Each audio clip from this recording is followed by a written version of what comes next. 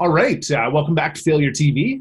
Today we're doing things a little bit differently. Normally we do the live stream followed by the podcast, but due to some technical difficulties, we're doing things a little bit different and pre-recording this episode. Today on the show, he is an actor, a writer, a comedian. He has performed with the likes of James Caan and Kathy Bates, and he is best known for his role as Cyrus on the hit TV show Trailer Park Boys. I would like to welcome today Bernard Robichaud. How are you doing today, Bernie? I'm doing great. Thank you, man. It's great to be here. Thank you for considering me. No problem at all. It's great to have you. I was a huge fan of the Trailer Park Boys for many years, and to have you on the show, honestly, is a little bit of a fanboy thing for me as well. So super glad that you agreed to it. Why don't you give people a little bit more background on what you've done and what you're doing now and what you're currently working on? Best just to go to IMDb. It's a long, 35 years. So it's a long, it's been a long journey. Right now, a friend of mine, Mike Masucci, who did American Sunset, with Corey Haim. I think they changed the name in the U.S. To another movie name. Can't think of it right offhand, but it was American Sunset. It was shot in the Maritimes. And Michael is doing a TV series set in Virginia, based on a true story of a house band that made it big. And it's called Visions of Rock. So waiting on funding from Michael to get that rolling. Another indie film written and directed by Nick Belial, who was it's called To Avenge. It's going to be shot in Maryland in the spring. So that much I know. Other than that, not doing too much. I was just contacted today, though, to with some interest for doing some more stand-up. Started in Kentucky, and it looks like there's a tour in the works right now. So I'm just talking to a couple of other comics that I know, and got a call into the Trailer Park Boys themselves to see if they'd be interested in running it with me. So we'll see. Lots on the horizon, management working, yes. It all takes time, so I don't get too excited about anything until it's actually the contracts and the ink is dry. So I've learned my lesson over the years not to talk too much about anything because it kind of makes you look a little stupid at the end of it all if it doesn't go through. So Wow. and that's just part of the industry. Sometimes it's gets you excited, and then there's a letdown. So Absolutely. rather than have those letdowns, I tend to just kind of keep it under my hat and just wait for it to happen.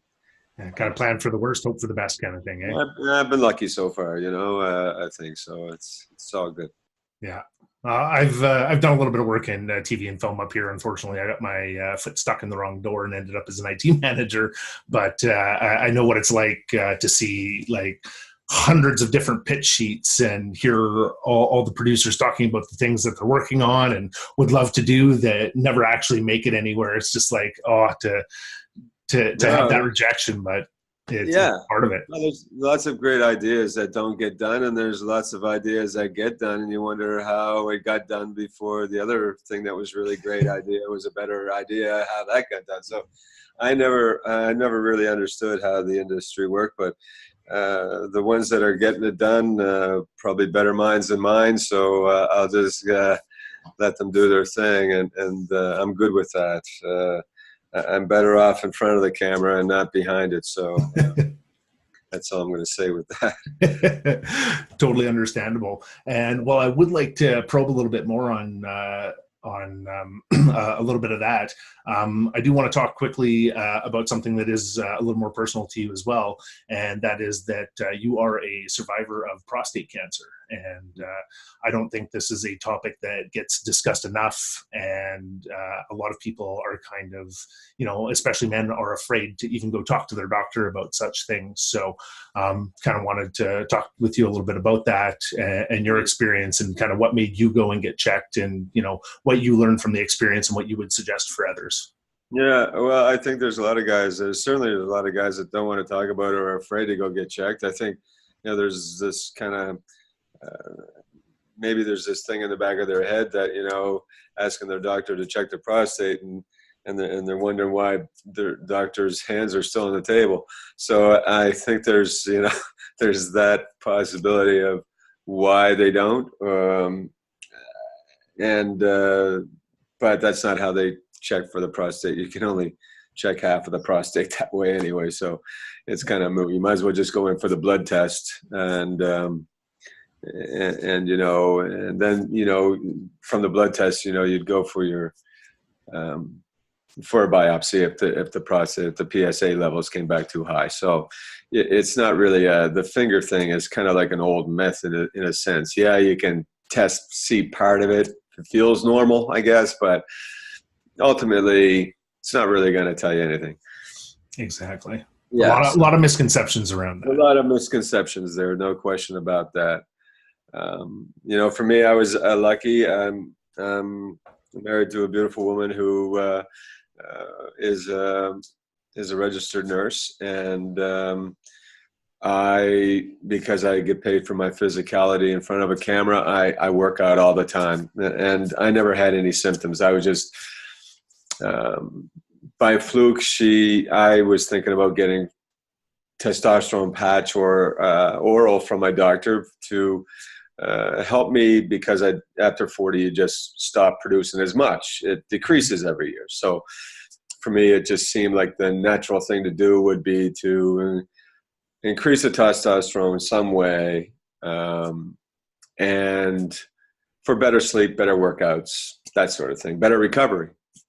Her suggestion was to go to a naturopath and take DHEA, which supplements your own testosterone, and therefore you're not really taking something you don't know how much of it is going into your system or what's going through the liver. This stuff enhances your own testosterone production. So that made more sense to me. I went to a naturopath of her suggestion. I was on the DHEA for a couple of weeks or more when they called me up and said, we've canceled your prescription. You need to see a urologist. Your PSA levels were 7.5. And I said, oh, that's too bad. Like, what's a PSA level? What's that mean? Yeah. I had no idea. I mean, I never looked at the thing that the sheets I was given when protocol was to get certain blood tests done. Okay. Hand them the sheet, stick the needle, go for it. Yeah, there you go. Yeah, whatever. I mean, blood looks good. I'm not feeling anything. So why would I think there was any issue? Just normal routine, So that's how it happened. Even when I talked to my urologist, I made a phone call because I play golf with the guy. So, I mean, to me it was, he said, I'm on the golf course. Call me Monday. It's no big deal. Don't worry about it. So I thought, not big deal. It's probably nothing, And then, it was a couple of months by the time I had gone in for extra tests and all this other stuff that he signed me up for. And then, called me into his office one day. And of course, then, when he's not booking a tea time because he didn't send me a text message, I just, kind of knew that there was something probably not right. Yeah. But, again, glad to have my wife with me because I never heard a word he said. Because once the word comes out that you have cancer, everything else is kind of like minimalized so drastically and so quickly. Like almost it's just like the movies, just kind of everything blurs out. I never heard a word. I honestly never heard a word he said. So I was happy and lucky to have her there with me to kind of be there throughout the entire thing. She wasn't my wife at the time, so grateful that she stuck by me too. So I was lucky to find somebody like that. Absolutely. Well, what would you suggest or recommend to anybody that is even, well, not even considering it, who hasn't thought about it, who is over the age of 30 or 30 or over? Well, 1 in 7 guys are going to get it, and 1 in 29 guys are going to die from it. So, and if you're, sad to say, but if you're stupid enough not to get tested, once a year, then you take a chance of being that 1 in 29 guy. Yeah. I think that if I hadn't have gone through and gone test for that PSA level, I have been one of that 29 guy. So, you can live your life like that. And, there's people out there surviving with it. I prefer not to take the chance that it spreads and, I live a shorter life than what I had. So, my thing was to have it removed. I guess you could change your diet if you found out you had it. I guess you could, combination of, chemo and other things, different types of options that you have out there. I think once you go radiation, though, you burnt everything there, so you can't really go back and, Yeah. Kind of limits your choices, go that way. I prefer to do the operation, and if something showed up later, then I can do chemo. I still have an option. So it's, you can go on to Prostate Cancer Canada's website, and there's all kinds of information there, on methods and what to look for and all that kind of stuff. They've been very supportive with me, and I was a brand ambassador for them, and I'm grateful for them to have been able to share my story so that I can share it with others. But I think the biggest thing is simply it takes like minutes to go in there and have the blood withdrawn. You're done. To not take that 15, 20 minutes out of your once a year. Oh, better. So much better. I don't know. Seems a little crazy to me, Absolutely. Yeah. Yeah. You can tape the hockey game in 3 20-minute periods, duck out, go get tested, and come back and still see most of the game. So absolutely. There's really no excuse. And there really isn't. Yeah. So honestly, the older I get, the more I am concerned about my health, and having my own health issues since a younger age. I've been seeing a urologist myself since I was 21, so or 25, sorry, and he's been checking my prostate since then, because he was initially thinking that it could be a problem with that as well, but turns out that's all good. But it really makes you second guess things and question things that you never really thought about before. And like you said, it's a quick thing. Just do it. Like that's it. Yeah. All right. Well, I appreciate you sharing that story again. It's okay. Yeah. Hopefully we didn't go off on too much of a tangent there. No, not at all. Not at all. That was awesome. But now getting back to the business, as we like to call it. We were talking previously about how things, you could pitch 200 things, and out of it you end up with 2 shows. And having worked in the industry for so long, I'm sure you have been rejected more times than you can even count now. And many people would consider that a personal failure. Like, I didn't get this part, I didn't get this show, I didn't do this, I didn't do that. That's a failure. How do you take it when you're in that situation? From when you first started to where you are now. How did you grow, and how did you learn to deal with that rejection on a professional level? Yeah, the rejection is hard. I think that's hard. Doesn't matter what business you're in. You're being rejected. It's not really rejection in my mind, though. Uh, um, I guess when I initially started, yeah, that's probably where my mind was. Um, but to be honest, there's a casting call goes out for a project. You know, agents will send off, who knows how many actors or actresses for the casting call.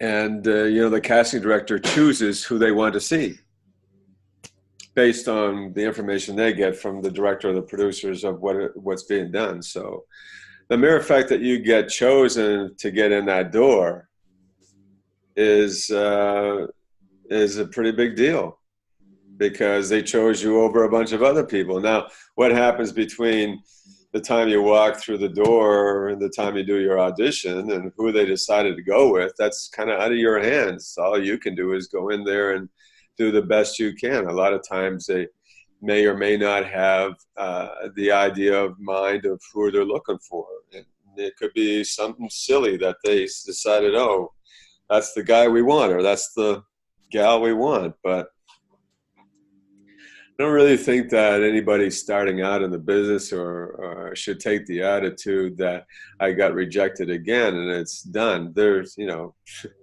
everybody wants to be in front of seems like they want to be a movie star or a film star or a TV star today. It's not as easy as that, unfortunately. I wish it were. And you have to be a little bit lucky,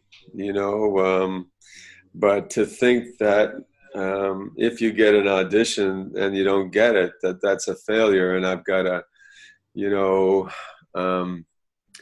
maybe I better study my lines more, or maybe I've got to look at my audition tape that I just did and see what I could have done better, and continually second guess yourself about what you did in front of that camera while you did that audition.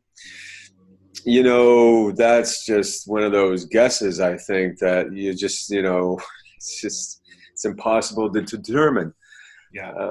I think you're better off just to say thank you and move along and thank your lucky stars that you were able to get in the door, because they must have seen something in order for you to even get in the door. Even if it is just your resume and picture, if you're still getting hired and people are still looking at you, look at it as you've got to be a movie star and hit that stardom button like in, that same year. That's probably not going to happen. And kudos to you if it does. I mean, hey, bonus. Things go viral, right? They do. Stuff happens. That makes people a star overnight. But it doesn't happen to everybody. And I think that you can't go into this business thinking that that's going to happen. Absolutely. I think you have to go into that business with, like any other business, you do it because you love it, and that's the bottom line. And not think, if you start thinking that you're doing it because of money or fame or any of those things, that's probably the wrong attitude to go into this business with. That's my humble opinion. I mean, maybe it'll work for you if you go into it like that. I don't know, but I've never thought that way. And I think staying humble in this business and just being grateful for whatever work you get. If you love the work, then you've done something. You've brought a smile to somebody's face. You've given them a reprieve from their busy or hectic day or whatever life they're coming from. If they've gone to see you or watch you on TV or gone to the theater to see you, I think that should be reward enough, and should be grateful that you've been given that opportunity. Absolutely. I couldn't agree more. And the fact that you said it doesn't really matter what business you're in, like that I think that's one of the keys that a lot of people really need to realize. I work with a lot of small businesses, and they kind of are in the same mentality that everything's going to happen right away, and if it doesn't happen right away, that they're a failure. And it's like, well, no, like just look at all the businesses out there. Like nobody started a business and said, this is the easiest thing I've ever done. Like it takes work. And if you want to be a master, anything, actor, business owner, artist, you have to keep practicing and keep going towards it. And like you said, you have to love what you're doing, because if you're going for the money, again, it doesn't matter what business you're in, if that's your focus, chances are you're not going to succeed. I really like that. Have you ever gone to an audition or tried out for anything and you thought you just totally bombed it, and then ended up getting a call back or getting the part and just totally kind of flipped it on you? Like a number of times. I can't remember what those were, but there have been a number of times where I just walked into an audition and just said, the hell with it. I don't care anymore, or had that kind of weird attitude and nailed it somehow. A couple of times it's happened to me. Other times I've gone in and thought I was perfect for the role and nailed it, and I never got it at all. So, it's, like I said, you just never know. I mean, I've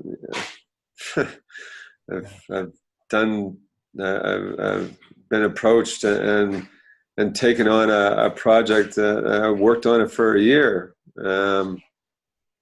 studying it and studying the character I thought I was going to play, and a year later, got a phone call and said, we decided after everything we're going to go with somebody else. It was devastating, because they asked you to be this character, and then they turn around because of, the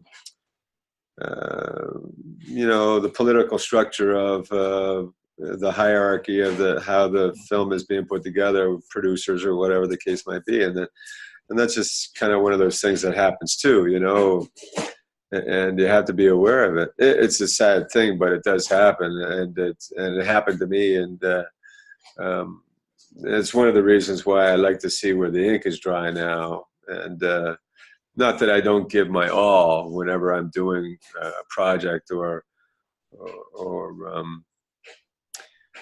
but it's the disappointment of thinking that you're that guy or that girl and leaving it in their hands because you have to. And then, being told by the same people that you're not getting it now after you've spent that kind of time is hard. So, to put your whole heart and soul into it until the agent calls you and says you got the role and the contract is signed is difficult. I'm not saying they can't, read up on the character and you can't put some time in, but if they want you for the role bad enough, I think there's a lot of times where they'll give you some time. Once you find that out, they'll give you the time to make the changes and to create that character to the best of your ability, for not just for yourself, but for their production. So absolutely. Now, when you do encounter something like that and you run into those disappointments, is there anything that you do specifically? Like, do you have a special routine or something that you like to do, like to help you overcome and remember that this is just one part, and the next one will come along and we'll get to that one. Like, what do you do to help you get to that next stage? Oh, you just go out and get drunk.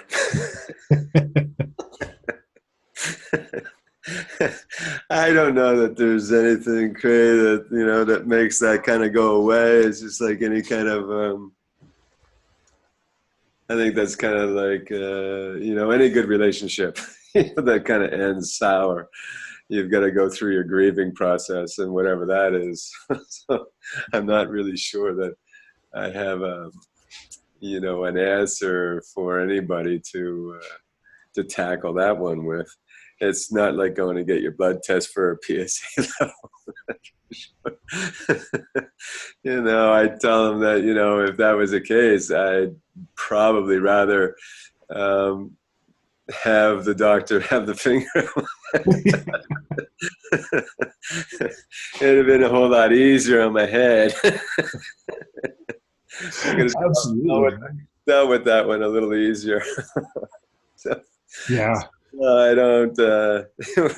I don't have a cure for that one, unfortunately. I don't think anybody has a cure other than time. Yeah, it's Was it definitely. Timberlake that had the song tried to something about drinking you away? Yeah, I It's don't know always that. worked the way we wanted to when we try that. Yeah, I don't know how the camera's looking here, man. But you know, that's the best I Not can. too bad. Yeah, best I can do. It's getting a little dark in here, so. Yeah, unfortunately, these winter hours, I'm not too happy with the sun setting a lot, a lot earlier than it used to. Yeah, Uh, well, it's California here, and it's still 7:05, so I'm getting yeah, that time of year again. I prefer when it's light to like 10 o'clock. Yeah. I want to go back to something that you said earlier when we were talking about some roles and stuff, and you had said that when you get a rejection or you don't get a part, you don't consider that to be a failure. And failure in everybody's eyes is going to be different. What do you consider in your eyes to be a failure? Hmm. I'm sure there's things that I would consider failure, but I don't know what they are. You know, I kind of always set my mind to something. I just did it. I didn't listen to what people said. I didn't, you know, take the no's to heart and no, you can't, because if that was the case, I wouldn't be doing what I was doing, and I would never have played the role of Cyrus. None of those things would have ever come true. So I'm sure I have my moments, and if I ask my wife, you know, what do I do when I think that I'm a failure, she would come up with a list of things that I'm sure I do on a regular basis. But I'm not going to ask her that right now because we're in the middle of an interview, and I'd rather she didn't take control of it right now. So. Totally understandable. Yeah, but you know, I think the bottom line is that you just can't think that way. You just, especially in this business, you know, because you're gonna get all those no's, and if you keep listening to that, then you'll never get anywhere. It doesn't matter if it's film or television either. I think it just, you're going to get that no matter where you go and whatever you decide that you're going to do, for whether it's a living or whether it's to date the girl next door, and you keep getting a no from her. Maybe sooner or later she'll just say yes because she's tired of hearing you ask her. But, you know, so I think that you just can't listen to the no's and have them take control of your future. And so I think that's how I got out of my neighborhood. That's I was determined not to live that, you know, kind of life or that lifestyle, and so I I stayed in competitive sports. That really took me out of the neighborhood. So I think that's what I would tell people. Not to dwell on that at all. Yeah. Yeah. And that's a very common theme among pretty much all the guests that I've talked to, is when I ask that question about failure, they really don't keep failure as part of their vocabulary in the textbook definition of it, because they all say the same kind of thing. it's not a failure. It's a learning experience. And that was something that took me a while myself to learn and overcome, because I used to run into that same issue, which is part of the reason that I started this podcast to begin with. Right. People try and overcome that, but I've learned so much from so many different people on different ways to deal with things and look at things. And another question that I like to ask is, what is your idea of success? Because success is different to a lot of people. As you had said before, a lot of people shoot money as their success. Like, if I'm making a bunch of money, that makes me successful. But for everybody, that's different. What is that for you? Success for me is just that I'm able to do what I'm doing. It was never about the money. Great that I make it, but I don't make it all working in film and television. At least not right now. Lots of vacant time in between the gigs, sometimes. So, try to keep myself busy. I think the most successful part for me is getting emails from fans that tell me that I've helped. My character was instrumental in getting them through some tough times, bringing a smile to their face. That sort of thing, man, is that's pretty humbling. It's pretty humbling for a guy that came from nowhere, who found himself lucky enough to be an obscure character on a TV show that went from the East Coast of Canada to becoming global. Yeah. And he's still kind of an obscure character, although he's that one antagonist, I guess, that everybody kind of gravitates to. And, I don't really know what I did with that character. I know where it came from. I know how I developed him, or what I was thinking of when I was in front of that camera, but why it was so successful, why people like to hate him more than other antagonists they tried, I don't know. That was, I guess, just the universe saying it was my time. Other than that, I mean, who knows? I mean, if we go back to the first earlier question about, the auditions, you don't know either. So Absolutely. I think that's more the success, and where the gratitude comes from. It's all that wrapped into kind of one. That's success for me. That's good enough. That and I guess aside from business, it's just being a good husband, good dad, good stepfather, or at least try to be, without being a dick. Absolutely. It took me a number of years to realize that money does not make you that money really doesn't make you happy. Like, people are always like, well, if I had money, I'd be happier. No, you'd pay your bills easier, but that doesn't necessarily mean you'd be happier. And being able to put smiles on people's faces and do what you love by far is way more I don't know that money is the answer. Like, my dad always used to say, when he was around, he used to say that money doesn't denote an asshole. Exactly. They come in all shapes and sizes and colors, and I used to laugh when he used to say that, but he's kind of right. He really is. Yeah. That's a very, very good point, actually. Yeah. So and honestly, going back to the success of Trailer Park Boys and the character, I think one of the reasons that it did succeed is that, one, the characters are so honest and open, and just it's something that people can relate to. Like, a lot of times on TV, we see very Friends-like type of thing. Like, it's it's very fake. Like we know that it's not reality, but something like Trailer Park Boys is a lot more closer to how most of us live. Like I grew up in a trailer park. I live in a trailer park now. Cyrus, I actually had a bully that was very similar to him growing up. So, that made a connection with me personally, but just like the whole show just spoke to me as, what, this is real life. Like this is more of a real life situation for me. I think that's what has helped it go global from that.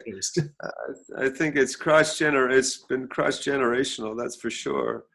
And I think that, you're right. Doesn't matter if you live in a trailer park or not, though. I think people can identify with one or more of the characters, whether they went to school with them or whether they lived with them or whatever the case might have been. So that's, it's, I guess it was it's really the first, I think it was the beginning of the reality TV, wasn't it? I mean, yeah, pretty much. Yeah. That was, it all started coming around, up around that time. Yeah. Yeah. Yeah. And now that's pretty much all we get. Yeah. No, I mean, now we got the whole Netflix thing, so it's kind of the genius of Clattenburg to be able to foresee that, though, in a sense, to come up with Trailer Park Boys. It seemed like after Trailer Park, there are a lot of productions that came along trying to emulate it, and none of them that's lasted as long as this one. That's for sure. So it's kudos to Mike. Yeah. Absolutely. Well, kudos to everybody that worked on the show too, and like it was a great team, man. Made it what it was exactly. It was a great team. Yeah, yeah. You had mentioned your father there quickly. Now, when you define your successes and kind of how you look at success and failure and stuff, do you attribute that at all to how you were raised growing up with your parents, or is it more stuff that you developed as you grew on your own? No, my dad was one of those guys that told me I'd never do it. So that just used to piss me off. So he was the first one that pissed me off by telling me I couldn't do it. I just decided that I wasn't going to listen to my father as much as I could. So no, I guess the things I got from my dad were style, sense of humor, and my athletic ability. Those would be the three things I attribute to my dad. And thank God for those things from him. That helped me get out of the neighborhood. Awesome. Yeah. So, but and no, you couldn't do it. I don't attribute my childhood to getting me. That just really was the way I grew up was just a stepping stone for why I didn't want to be in that neighborhood. Yeah, it wasn't an easy one. So I know we all don't have them. So, some are easier than others. So that's the way mine went down. So, but at the same time, I guess, that I grew up faster. So, maybe it allowed me the experience and the way to look at life a little differently than to be able to analyze it and be more analytical when shit went down in my house. Spent a lot of time in my mother's mirror in her bedroom, telling my parents to off when they weren't around. All the things I would have liked to have done if I was big enough to do that. So those things weren't happening when I was growing up.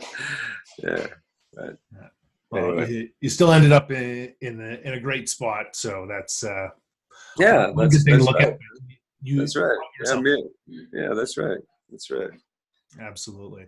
And I like that you had said that your dad was the first person to tell you, no, you couldn't do it and you couldn't make it. Because I was the same way when I was a kid. When somebody told me I couldn't do it, like that just made me want to do it more and keep trying and keep trying. And no matter how many times I didn't, like I get a little bit closer each time, and that's what kept me going for when I was done and I did it, and then I could be like. I think it's always great when you can have the opportunity to prove somebody wrong, and that was the one thing I was trying to do. I think trying to prove my dad wrong at the same time I was always looking for his approval. It's kind of a catch-22 thing, you know. I guess that was probably the driving force. Prove him wrong, finally get his approval. Absolutely. He was proud of me once. I tried the same. Unfortunately, I was more into computers and technology, and he was more into like cars and do-it-yourself stuff. And I'm like, I don't know anything about an engine. And of course, now I really regret not spending that time learning with him about those things, because now I got to take my car to a mechanic and I don't understand what they're talking about. So I boosted myself up there too. They've kind of done that to everybody. You know, there was a day when you could, you know, do it all on your own, or at least a good portion of it. Now they've taken that away from the consumer as much as possible. It's all about the money these days. For a lot of companies. It is for the car manufacturer anyway. Yeah, absolutely. I think that's a great place to wrap. But before we do, one more question for anybody that is looking to get into the industry right now, that might be getting some of those rejections. What is the best advice that you can give them right now? You know, fall down, just get back up, wipe the blood from your nose, and carry on. There's not really much more I can say other than that. You know, you got to dust yourself off. You can't never say die. You know, drive it or park it, my dad used to say. Yes, my dad used to use the shit or get off the pot. I like to drive it or park it. It works too. Now that I'm more of a car guy, I think I'll switch to drive it or park it kind of deal. Thank you very much again for being on the show. It was great to talk to you. Again, being such a fan of the show, especially of your character during the first 2 seasons there, was great to have you on. For those of you listening at home, definitely, if you have not seen Trailer Park Boys, I highly recommend it. And check out Bernard's website and get some more information, and check out his IMDb for more stuff. We'll see you again next month.